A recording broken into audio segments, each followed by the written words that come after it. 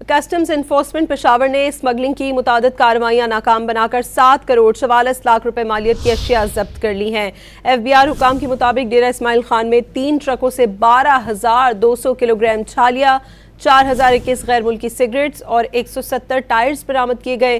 डेरा इस्माइल खान में ही मुसाफिर गाड़ियों से 24 लाख रुपए मालियत के नॉन ड्यूटी पेड कॉस्मेटिक्स भी बरामद हुई हैं। पेशावर डिवीजन में 2 नॉन ड्यूटी पेड गाड़ियां जब्त कर ली गई हैं। नौशहरा में गाड़ी से 2000 स्मगल शुदा सिगरेट्स बरामद किए गए हैं।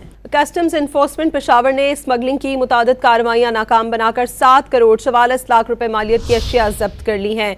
FBI हुकाम के मुताबिक डेरा इस्माइल खान में 3 ट्रकों से 12,200 किलोग्राम छालिया, 4,021 गैर मुल्की सिगरेट्स और 170 टायर्स बरामद किए गए।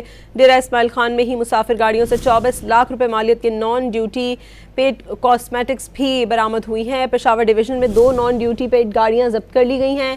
नौशहरा में गाड़ी से 2000 स्मगल शुदा सिगरेट्स बरामद किए गए हैं।